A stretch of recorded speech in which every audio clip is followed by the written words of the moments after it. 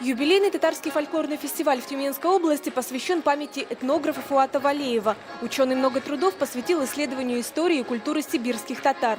Из 100 номеров жюри фестиваля выбрало лучшие коллективы и исполнителей со всего юга Тюменской области.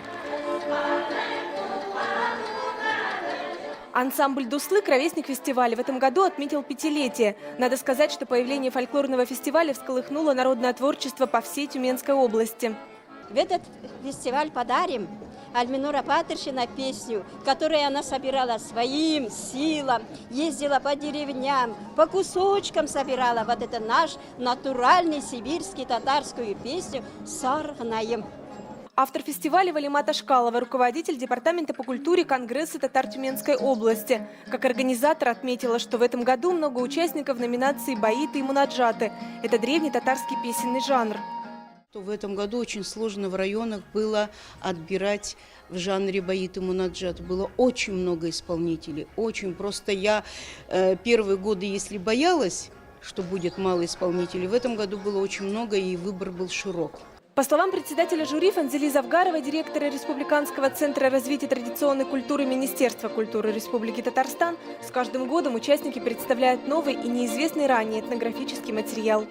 Их надо распространять и говорить, что быт народа, он изумителен, он велик, и в то же самое время он настолько гармонично переплетен с самой жизнью.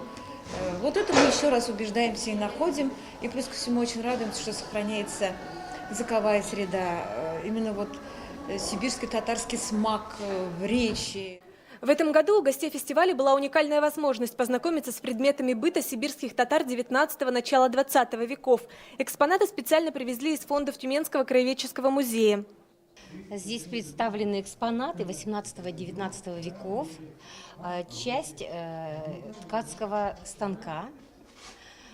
И вот на таком станке ткали вот такие вот коврики.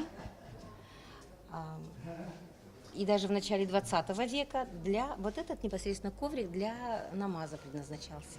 Тут же и работа современных мастеров. Шайдулла Хамидуллин – единственный в Сибири мастер кожевенного дела. Жалуется, что сибирские татары не поддерживают своего производителя.